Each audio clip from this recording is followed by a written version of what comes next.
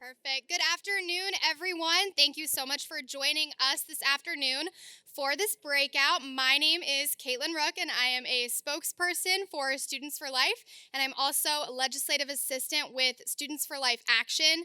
I'm so happy to be here with you guys today. I think this is one of the most informative breakout sessions you could have chosen, so good job on your part.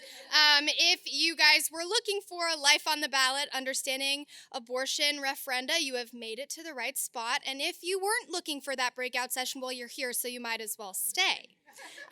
So I am honored to introduce these four amazing ladies we have as our speakers this afternoon. First, we have Denise Burke.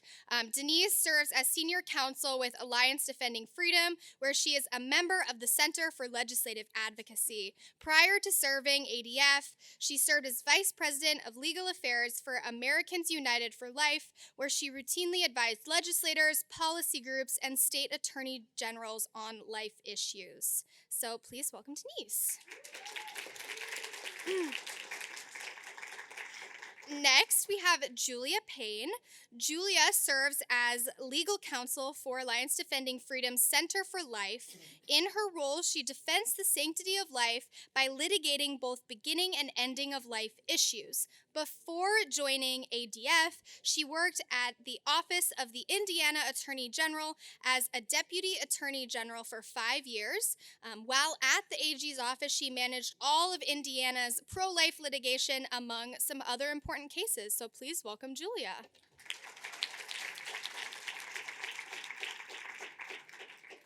Next, we have Erica Steinmiller Perdomo. Erica serves as legal counsel on the Center for Life at Alliance Defending Freedom. Before joining ADF, Erica clerked on the Florida Supreme Court and Florida's 3rd District Court of Appeals. She also served as a criminal prosecutor in the Miami-Dade County State Attorney's Office. Erica is admitted to practice law in Florida and here in the District of Columbia. So please give her a warm welcome.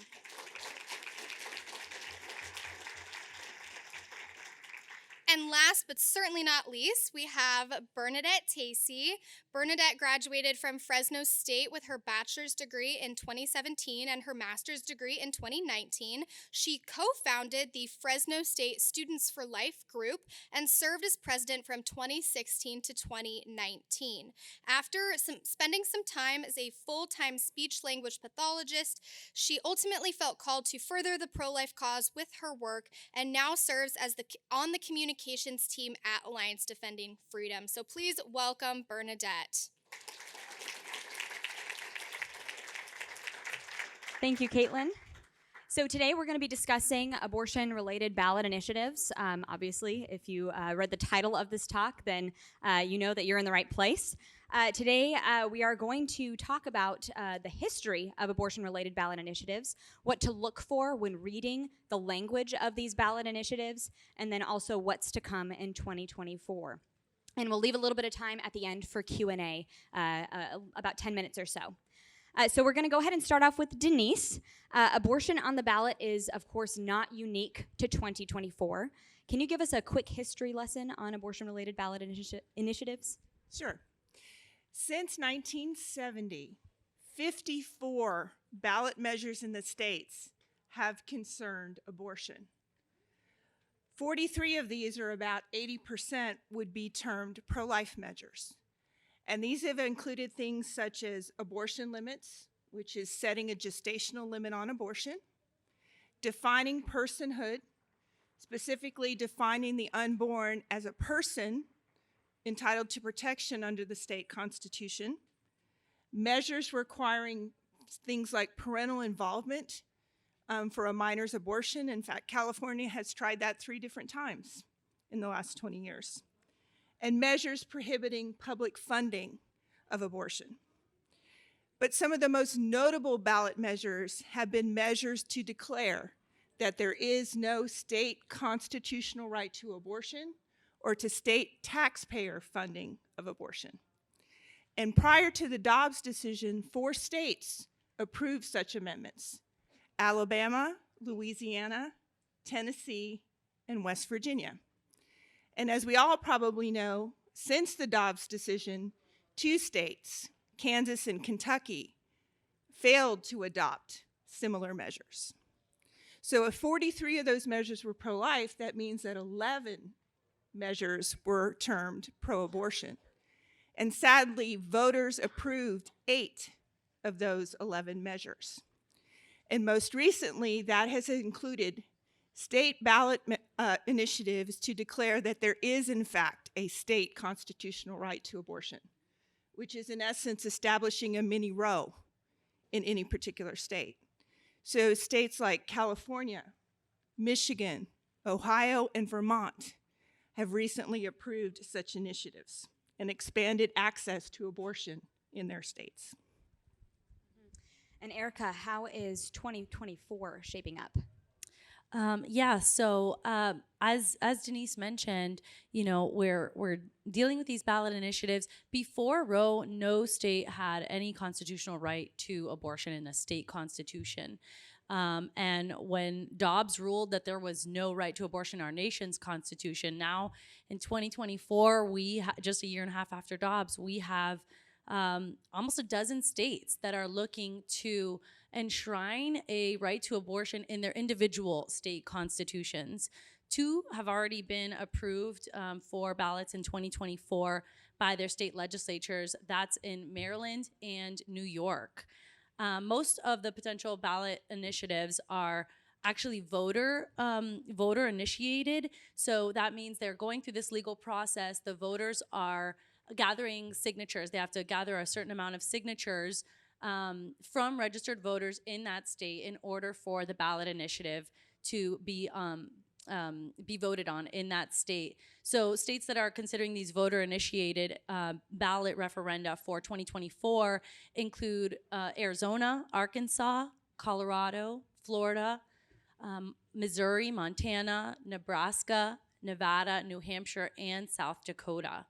And then there's actually 3 of those states, Colorado, Florida, and Nebraska, where it's reported that there's also going to be potentially a pro-life measure. So the voters might be faced between voting on a pro-abortion and a pro-life measure in those states.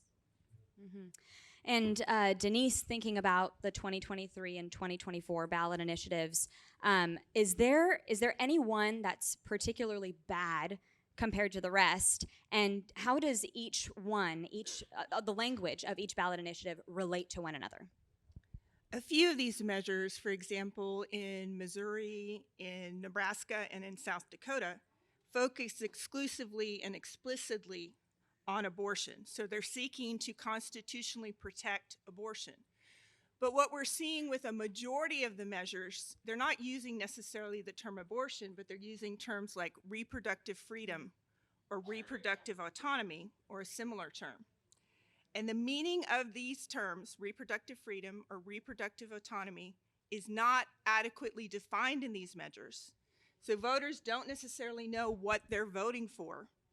And these terms, reproductive autonomy, reproductive freedom, can be termed or interpreted very broadly to include things other than abortion, such as maybe mandates for fertility treatment for people who are infertile. It was interesting in Missouri. Initially, they had 17 different abortion amendment proposals submitted.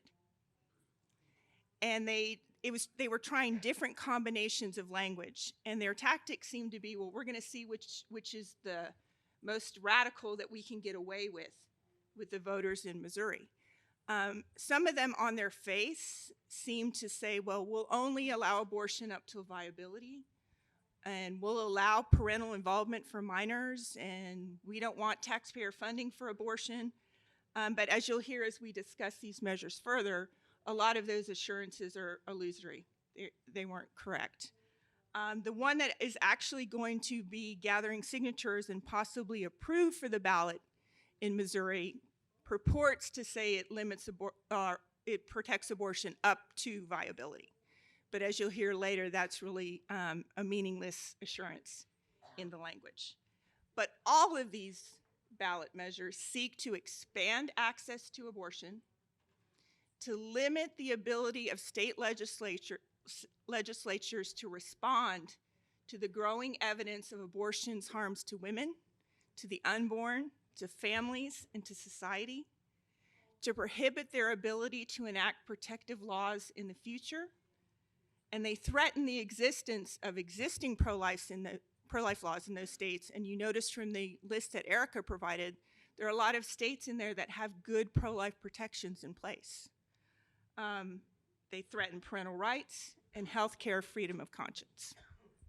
And you'll see a lot of those trends among a lot of the different ballot initiatives, and you've probably read some of the language of some of these ballot initiatives that have popped up. But it's not just 2024. Is it beyond 2024 as well, Julia? Unfortunately, pro-abortion advocates are definitely looking beyond 2024 as well. Pennsylvania and Virginia already have ballot proposals for 2025 and 2026, and more states are likely to follow, especially if many of the 2024 initiatives pass. And also, if you've been paying attention to the news at all, you know that Ohio just had a vote on their ballot initiative recently. So we're going to dissect that a little bit more, and we're going to start off with Denise first on that. The results in Ohio were obviously very disappointing. So can you talk to us about some of the key takeaways from what came out of that? Sure. Money, no surprise, was a huge issue in these campaigns. The pro-life side was outspent 3-1 in Ohio, with much of that money coming from out of the state of Ohio. And I'm sure that's not a surprise. The abortion advocates were able to make very effective use of America's treasured tradition of freedom. They made freedom their issue on these ballot initiatives, saying that reproductive freedom was essential to women's abilities to function in society. And they also made really good use of the argument that we want to keep the government out of healthcare. So they argued failing to approve this amendment and to allow the existing pro-life laws in Ohio to stand was allowing government to meddle in women's healthcare decisions. So they made very effective use of themes that conservatives and pro-lifers often use. In our arguments, we found that 76% of the voters in Ohio supported, at least nominally, the concept of reproductive freedom and keeping the government out of women's health care. So going forward, we need to be able to counter that narrative and to break it down. We found that voters made up their mind before Labor Day, so 2 months before the election, which means that we need to have a consistent and early effort to talk to these voters. And we also need to make significant efforts to reach constituencies that we often think we already have locked up. In Ohio, 18% of Republicans, 13% of self-identified conservatives, 17% of Republican women, 19% of people who said they had voted for President Trump, 30% of people who said they believed that life begins at conception, 24% of evangelicals, 52% of Catholics, and 31% of voters who said they attend church more than once a week voted in favor of Ohio's reproductive freedom amendment. So clearly we cannot take any single voter or voter group for granted. Erica, could you just kind of summarize for us what you think the potential impact of the 2024 season will bring when it comes to abortion-related ballot initiatives? Yeah, so those are definitely sobering statistics that Denise shared with us. And these ballot initiatives are really scary because they can create a unrestricted constitutional right to abortion up to birth, so all the way through all 9 months of pregnancy for virtually any reason. So that's what we're looking at with these abortion amendments is abortion on demand up to birth for almost any reason. That's more extreme than what was allowed under Roe and Casey. Under Roe and Casey, the states were still able to enact some limits, and there was protections into that third trimester of pregnancy. This also threatens to eviscerate protective abortion-related laws that are currently on the books in the states. So even when we were under the Roe regime for 50 years, states that cared about protecting life, that cared about protecting women, were still trying to pass laws that related to abortion, and this would threaten those laws that provide reasonable and much-needed protection for women and girls and for the unborn. Julia, what are some of the threats that we're seeing from these specific abortion-related ballot initiatives? Well, there are several threats that these pose. First of all, they threaten women's health and safety by trading the robust legal protections that many states have set up to protect the safety of women who are having abortion procedures. And they are dangerously and intentionally vague. Some of these measures are written in a way that they could permit abortion on demand up to birth for any reason. Moreover, they undermine decades of efforts by states to protect women and unborn children, including state laws protecting women from coerced abortion and from abuse. Some of them could force taxpayers to pay for elective abortions, and they might compromise parental rights, for instance, state laws requiring parental consent for abortions on minors. And they also threaten the freedom of conscience of many healthcare professionals who choose not to perform abortions. That's a huge and heavy list. So please be paying attention when we go into the specifics of each of these. And we are going to go into the specifics of each of these.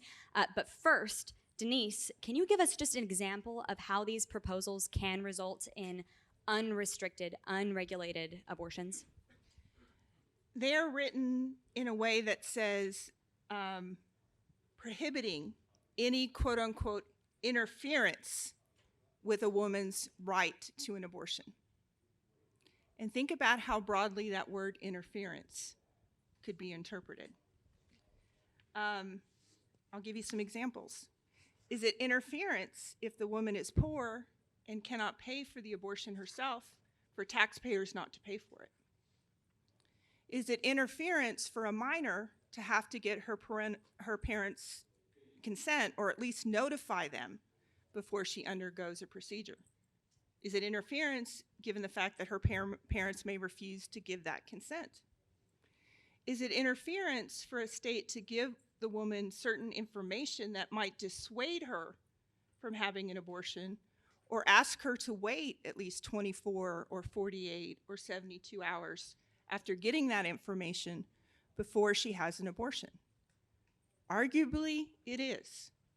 And we would certainly see abortion advocates making those arguments, that any sort of laws that delay or touch on a woman's unfettered right to make this decision would be seen as interference. And further, a lot of the language that is used in these proposals is undefined, as Julia mentioned, is vague, and we don't know how those terms are going to be interpreted. We have also seen them using definitions that are in fact medically inaccurate.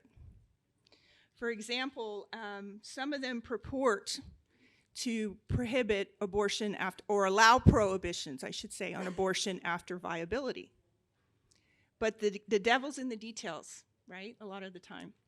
And how they define viability is actually sickening, because their definition of viability would preclude a lot of the procedures and things that they do in the NICU to save preterm babies.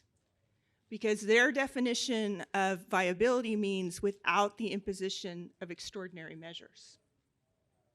What's an extraordinary measure? Is it a ventilator in the NICU? What sort of procedures are done on preterm infants might be seen as an extraordinary step. And the standards that they use to try to define maternal health, because they'll say, well, you can regulate perhaps just to protect the woman's health. They don't really tell us how we could do that. But then we don't know how they define maternal health.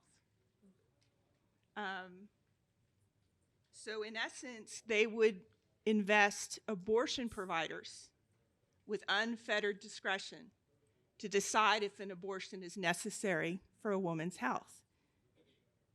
So basically, as my colleagues have said, abortion at any time, for any reason.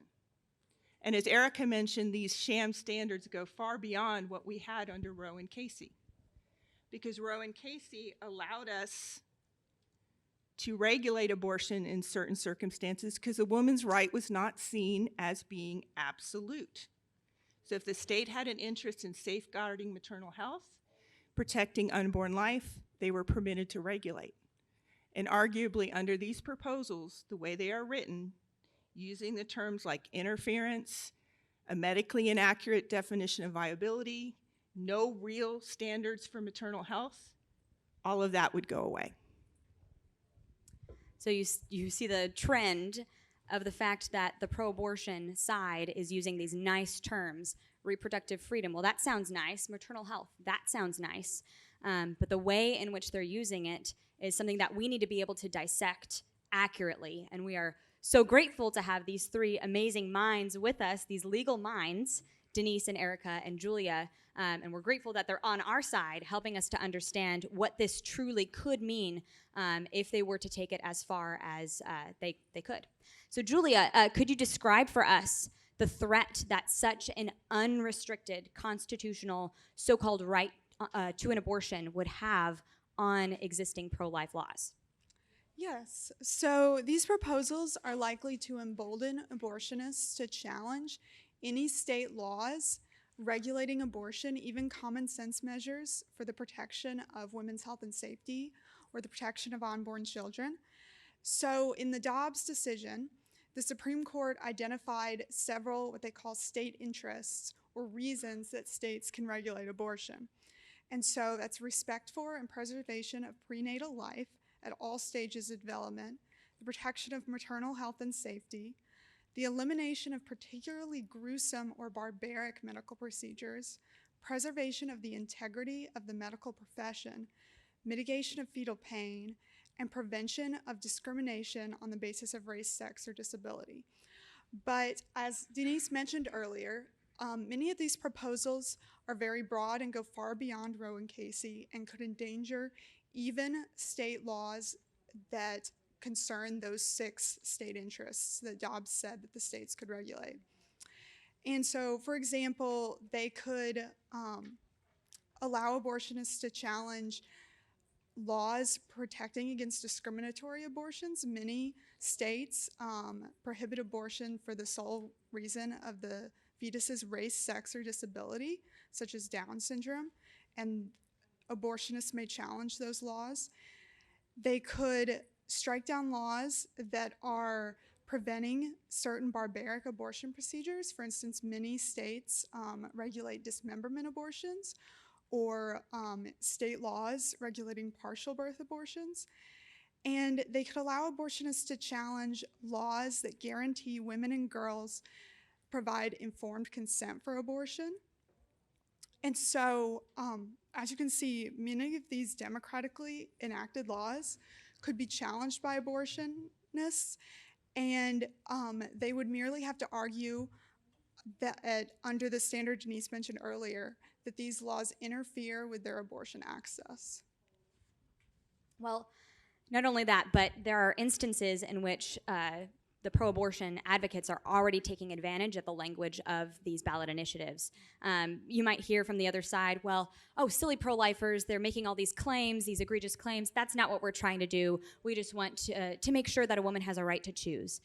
But we are already seeing the result of what these ballot initiatives could mean in different states. So Denise, could you go through that for us? If I told you that it didn't take long for abortion advocates to start trying to take advantage of these approved state constitutional amendments in places like Michigan or Ohio, would that surprise you? No. Michigan adopted its pro-abortion constitutional amendment in November of 2022.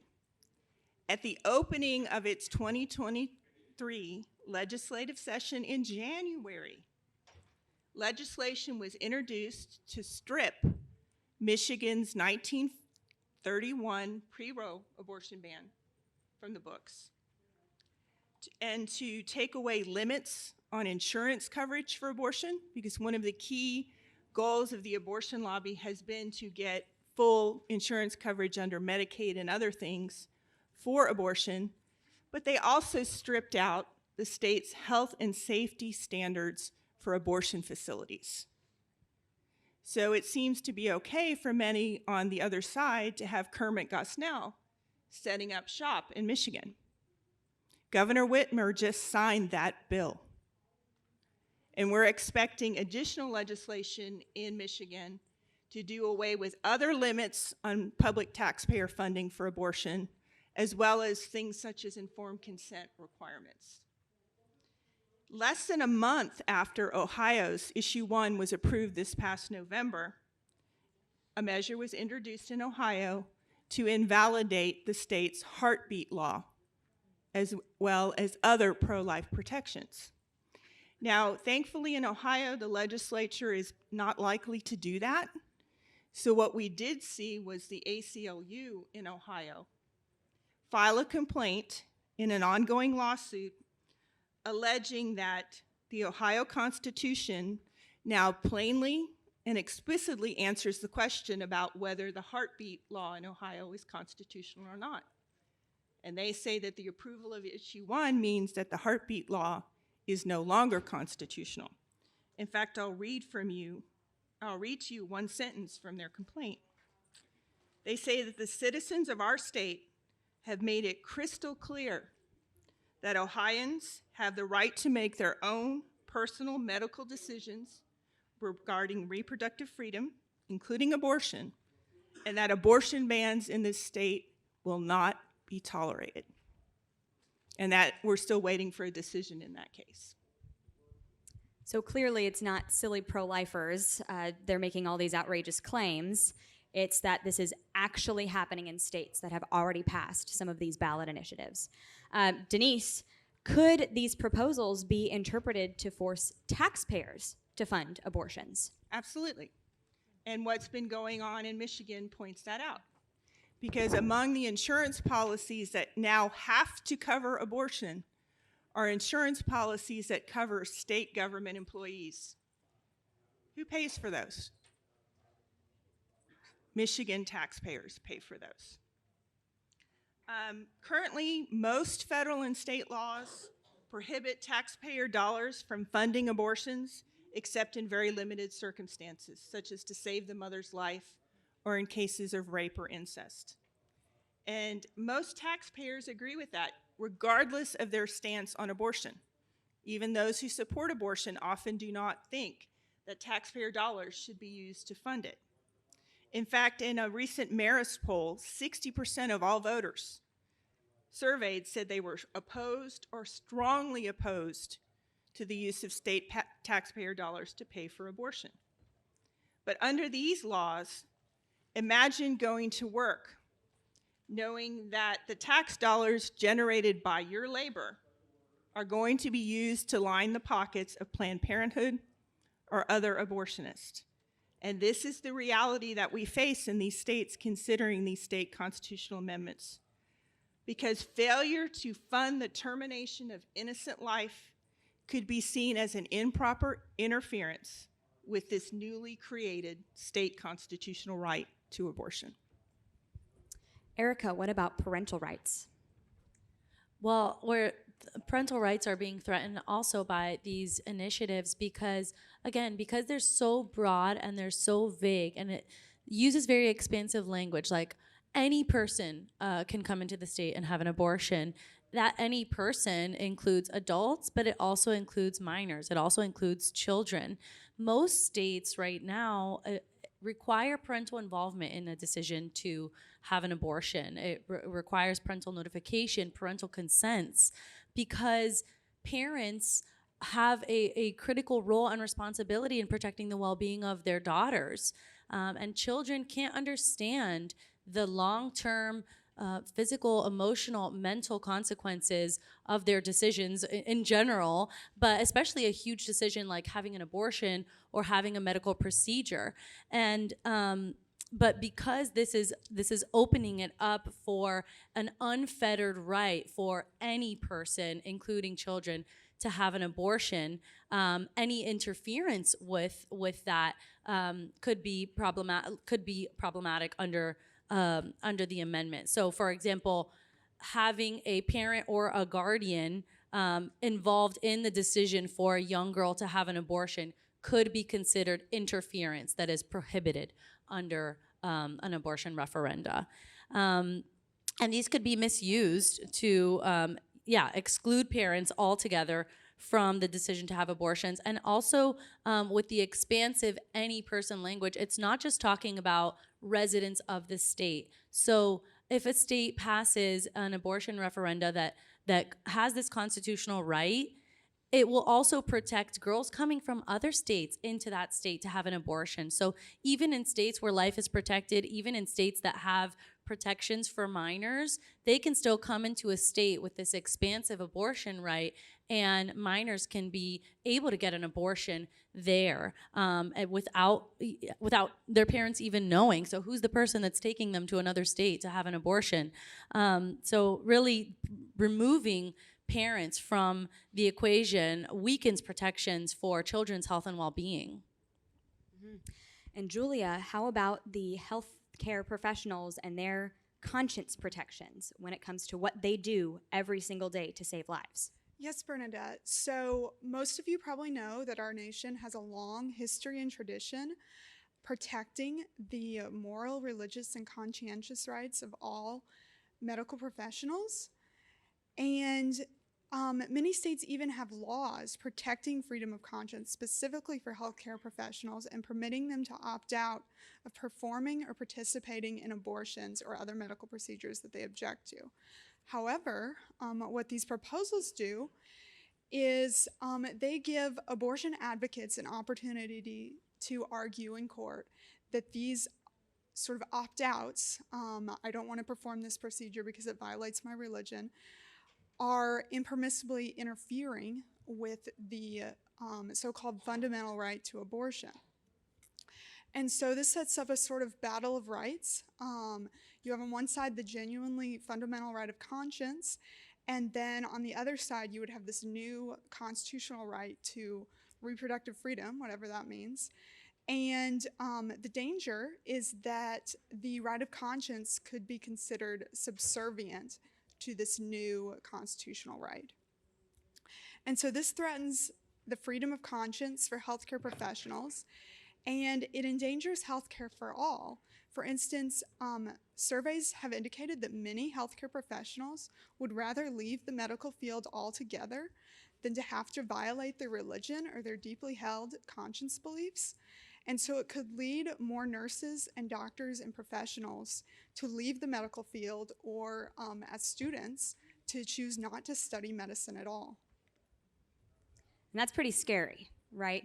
I mean, up to this point, we've already seen issues with protections, conscience protections.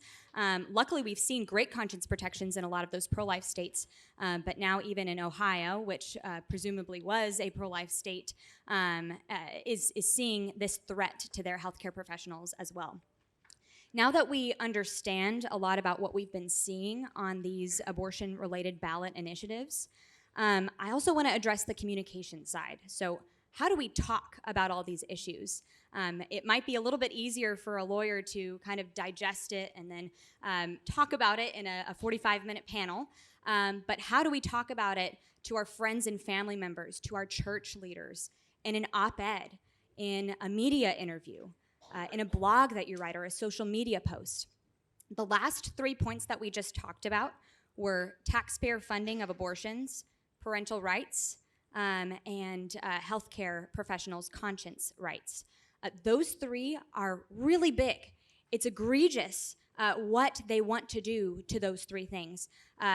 Ensure that you are forced to pay for abortions, ensure that parental rights are taken away, and also ensure that healthcare professionals don't have those conscience protections anymore. So we do want to focus in on those three things, especially, not only because of how horrific they are, but also because we know that the American public is on our side on those issues. There is extensive polling, especially on the taxpayer funding issue. There is extensive polling over years and years that you can see detailed by even the Washington Post. They actually have an article that goes through a lot of the different polls that have been taken over several different years having to do with taxpayer funding of abortions and what the American public thinks about it. They don't want to pay for abortions. They simply don't want to pay for them. The same thing goes with parental rights. Generally, people agree, Americans agree, that parents should have rights, that they should have notification laws in place, that they should have parental consent laws in place. So again, the American public is on our side on those issues. And the same thing goes for healthcare professionals. They want healthcare professionals to have conscience protections so that they're encouraged to go into the medical field. We do need a lot of great medical professionals that are out there. We want to encourage them to join the field, but we also want to encourage them to work consistently with their beliefs. And for all of these polls, you can find them, like I mentioned, that one Washington Post article that details the taxpayer funding of abortion issues. Gallup poll and Pew Research also have a lot of great polling. And Knights of Columbus works with Marist a lot, and so you can see a lot of their polling. And SBA List also has a lot of polling that you can look up online easily. It's readily available online. You can Google it, pretty easy to find. Also, just in general, there are some general principles that we want to keep in mind when it comes to communicating about this issue. Number one, we want to highlight the supportive services that we have out there. Students for Life of America does a great job. They have a whole branch dedicated to supportive services and talking about those services, making sure women know about those resources. You'd be surprised at how many people don't know about the free services and free resources that are available. So I'm talking about pregnancy centers. I'm talking about both publicly and privately available resources and services in states all across the country.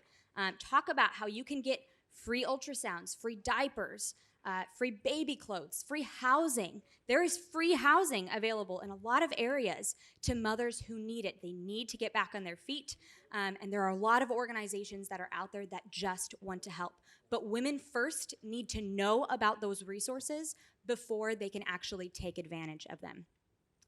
Another thing that we should be emphasizing in our communications is humanizing the unborn child. When we're talking about the unborn child in the womb, we can't just say, oh, the 6-week law or the 20-week law or the 15-week law. We can't just say those things. We have to describe what the baby looks like in the womb to the person that we're talking to so they understand what's actually happening in an abortion at that time.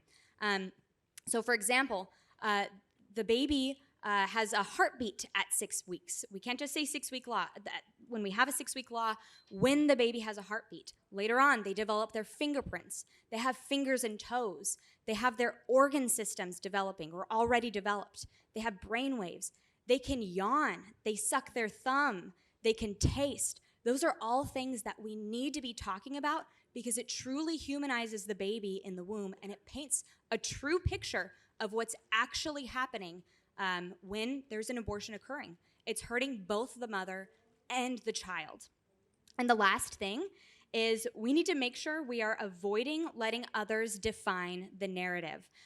Like we mentioned before, you hear these nice terms like maternal health and reproductive freedom from pro-abortion advocates, but those are not actually nice terms. We know that abortion is the opposite of freedom. It's not only the main thing is that it's taking away the rights of the unborn child in the womb, but it's also taking away the dignity of human life for both the mother and the child. Freedom, if you're talking about freedom, we're also talking about the taxpayers who are forced to pay for abortions. That's not freedom. We're talking about taking away parental rights. We're talking about taking away conscience protections. That has absolutely nothing to do with freedom. It's the opposite of freedom. So we can't let them hijack those terms either. And the last thing I'll mention is looking back to what Denise said about different groups of people that need different messaging that's communicated to them. We are not going to communicate the same way to a young person than we are to somebody in their 70s and 80s. We're not going to communicate the same way to someone who believes in Jesus and somebody who is an atheist. We're just not going to communicate the same ways. Think about TikTok videos. Those probably aren't going to reach a significant portion of the population. Even the type of humor and the type of language that we use, and in the younger generations, it may not be able to reach the older generations in the same way. So be careful about how you're targeting your message to different groups. And you might also be thinking, what can students do? What can I do? We have these lawyers that are talking about this for us, and they're out there, they're dissecting the language. Well, what can I do as a student? There's a lot that you can do as a student.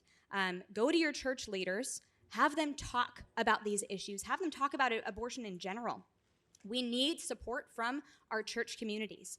We need support from the leaders at your schools who are pro-life leaders. Start your pro-life groups, expand your pro-life groups, talk to your friends and family, and also get involved with Students for Life of America's initiatives where they truly are going door to door and talking to people about these issues. There are a significant amount of ways that you can get involved as a student. Be thinking about pro-life careers too. As you graduate from college and you go off, be deciding what do I want to do? What can I do? If it's going full-time into the pro-life movement, like all of us have, be thinking about the different options that you have to go and save lives in your professional careers. And Erica, I want to throw the last question to you. Can you we've been talking a lot about this doom and gloom, how awful these pro-abortion initiatives are. But can you just give us a message of hope as our final question for today? Yes, absolutely. I think were all of you guys yesterday at the march? Can you raise your hand if you were at the march? Okay.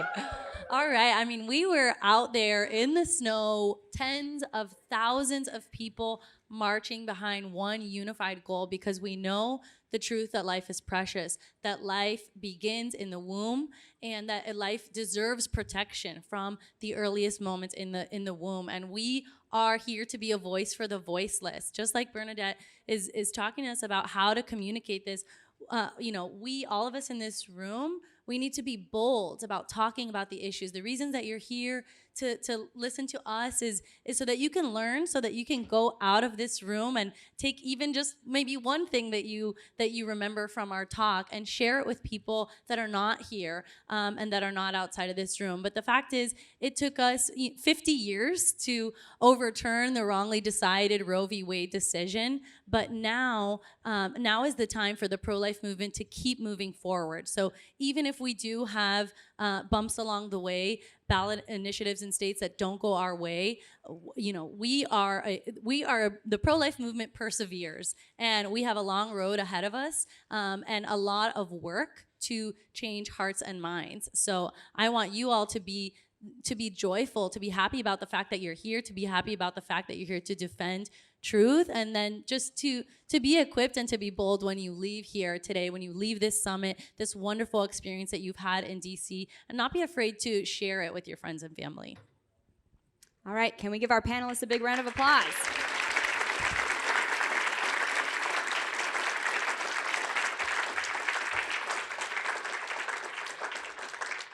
All right, we have a little bit of time for Q&A, and I know that we have a couple people in the back that are going to come up here and make sure that, right in the front, we're going to come up here and make sure that you all can come up and, well, not you all. We have a very limited amount of time, actually. But while people are coming up to ask questions, I do want to plug, we do have 2 more speakers from Alliance Defending Freedom that are going to be speaking later today. Tim Garrison is going to be speaking more about abortion-related ballot initiatives later today on the main stage. And then we have Tyson Langhofer. He's also going to be speaking later on when you all get back together in the main room as well. Hi, I have a question. I just want to know how pro-lifers should make a pro-life ballot when they're trying to put in an abortion referendum that protects life from conception.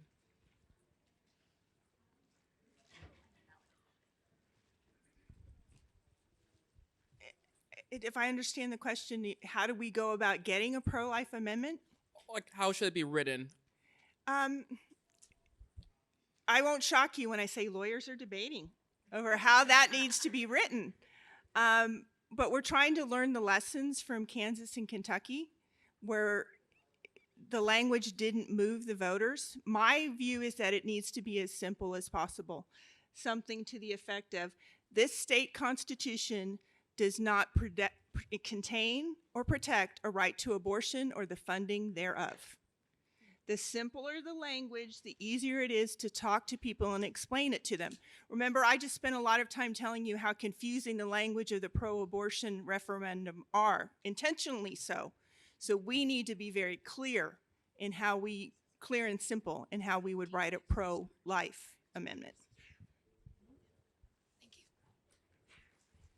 Hi, thank you so much for your time. I'd just like to start off with saying that I happen to be from the great or not so great state of Ohio, depending on your point of view. But an interesting question I thought I had is, do you think that a successful venue that pro-lifers in Ohio could look at attacking is the language of the 14th Amendment, attacking through that?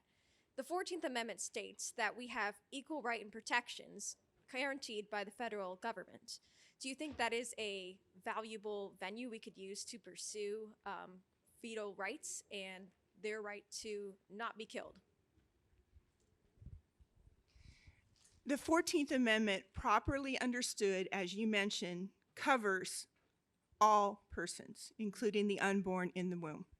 We have many constitutional scholars and other legal experts who are advancing that argument. But what we also need to remember is that these are state constitutional amendments. So we need to talk about what the state constitution says as well. And in most circumstances, it's going to mirror the 14th Amendment. So those are valuable arguments. Obviously, it is not an argument that the Supreme Court has yet to sign on to, but there is certainly hope that they will in the future. Thank you very much. Hi, thank you for everything, all your efforts. I am from Maryland, and they passed the bill last year that we're paying $1 million to fund training non-physicians to do abortions with no restrictions on what types of abortions, at what stage of that they're doing it, and they're not physicians, and we're paying for this. And we do have the reproductive freedom amendment on our ballot for this November. And so all of this is very horrible, but are we ever going to be able to dial that back? I mean, I feel like it's going to happen because our state is so liberal. And among the pro-lifers, we're like, well, now we can't even speak out. Now we can't even pray. We can't, you know, like we can't even try to advocate for the pregnant woman anymore, as you were alluding. And we won't even be able to try to dial it back with any restrictions. What is my hope? I would start with, first of all, you can always speak out and you can always pray. If you are being prevented from speaking out by any government entity, you should reach out to us. But on the ballot initiatives in particular, I would start with talking to your friends and family, talking to the people you know from your church or your workplace or your school. My guess is that there are a lot of people on this issue who are somewhere in the middle. They don't know exactly how they feel. And they think that by voting for these ballot measures, they're putting into place exactly the system that was there before Dobbs. And many of them are much broader than that. And my guess is that if more people knew that, more people would be opposed to them. I just kind of want to add, we also need to hold our leaders accountable. And sometimes our state leaders surprise us, even if they're not necessarily on our side on the abortion issue. So back, I think it may have been in 2017 or 2018, there was a bill in California. I'm originally from California. That was introduced that would put chemical abortion drugs on college campuses. At the time, we had a very Democrat governor, Jerry Brown, and he was expected to sign the bill into law. He did not sign that bill into law. Now, unfortunately, later on, Governor Gavin Newsom did sign a very similar bill into law, but Governor Jerry Brown's actions significantly delayed having chemical abortion pills on college campuses all across California. So please be praying for our state leaders, because you never know if they're going to surprise you. Hey there. Thank you for coming to speak today. I'm fascinated to hear about the legal side of things, especially with regards. You seem to talk a lot about the vagueness of some of these laws, which is an effective marketing ploy for getting it passed. But it also sort of leaves the door open for interpretation from a pro-choice perspective. And so I'm wondering, is there a way? I don't know if ADF already does this, but can we call their bluff and, in a sense, when they say maternal health, actually use what maternal health means? Because, like, I have a friend who's in law school, right? And he showed me a document the other day. He had to look at precedent going back to the 15th century in Britain. And I don't think in the history of the world has maternal health ever included abortion. So can we call their bluff? Can we use precedent to set a pro-life agenda? I want to encourage you that even in states where we might lose these amendments, the battle is not done. The battle is going to continue in legislatures and in courts as to what, if anything's clear from this talk, what do these amendments really mean and what do they cover? And there will be plenty of opportunity for lots of smart lawyers to make arguments like you just outlined.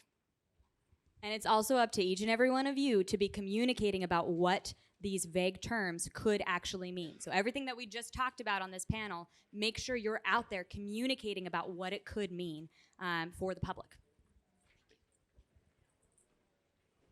Hello, I'm also from Ohio. I actually live near the Michigan border, so I've seen both battles in the pro-life movement, both in Michigan and Ohio. One thing that I found very hard, I have a lot of friends who are pro-choice, and one argument that I kept seeing coming up on Facebook and being talked about was our abortion measure was very, very hard to read. As you guys stated, I actually met up with a legal analyst who broke it down for me, and quite frankly, it scares me. It was very radical bill. And one of the things was everybody was afraid, and it's not true, but they were afraid that in cases of ectopic, I want to say I'm terrible with the terminology, but pregnancies, and also pregnancies, such as, you have a miscarriage or you try to induce a abortion yourself. There was a lie that was being spread that, if you tried to induce abortion yourself, you would not be able to get medical treatment. Was a big one I heard. If they didn't pass it, which obviously wasn't true. Another one I heard was if you did have a miscarriage and the child was still in you, you wouldn't be able to have a DNC to remove the child, which obviously wasn't true. And I was kind of wondering, like, how, from being a man, it's hard to begin with to make statements, but what's like some ways that we can combat that? Because that was really, I think, one of the, aside from the freedom, it was branded as a very big freedom bill. That those were kind of some of the issues that were really pushed out hard and obviously false, especially when I looked at had a legal analyst look at it all. How do we combat that, do you think? Yeah, so I think this is frankly, educating people. And one of the things that we saw immediately after Dobbs was the pro-abortion side trying to confuse everybody about what this means and make people afraid. The reality is that an ectopic pregnancy is not the same as an abortion, and a miscarriage is not the same as an abortion. And Planned Parenthood always realized that until just shortly after Dobbs, they decided to change wording on their website to confuse the issues and make it seem like having an abortion is the same thing as treatment for an ectopic pregnancy or a miscarriage. So we know that an abortion is the intentional killing of an unborn baby in its mother's womb. A miscarriage is a tragic loss of life, not what the mother wants. She's not going out and seeking to kill her child. And treatment for a miscarriage is different than treatment for an abortion, but also an ectopic pregnancy. Now, that's actually quite a common condition. It happens in 1 out of 50 pregnancies where the baby implants outside of the uterus, and that baby won't be capable of growing there, and if it bursts, it can be life-threatening for the mother. So treatment for an ectopic pregnancy is also not an abortion. And so the Planned Parenthood and the pro-abortion side has been trying to confuse this, but doctors know, and doctors use their reasonable medical judgment when they are treating patients. And doctors are still allowed to give women the care that they need when they're facing a life-threatening condition like an ectopic pregnancy or when they're treating for miscarriages. So it's really just the narrative and the fear that's trying to confuse people and is really harming women. This is where the pro-abortion side, they show their hand of how they're not really concerned with women and women getting the care that they need, because doctors are able to provide that treatment, and no law is preventing women, no law that either saves life earlier in pregnancy or anything like that prevents a woman from getting life-saving treatment that she needs. As for your pro-life man comment, please continue speaking out. We need pro-life men in our movement. Unfortunately, that's all the time that we have for today. See us, go visit our website at adflegal.org. Alliance Defending Freedom. Again, you can find us on all our social channels. Thank you, everybody.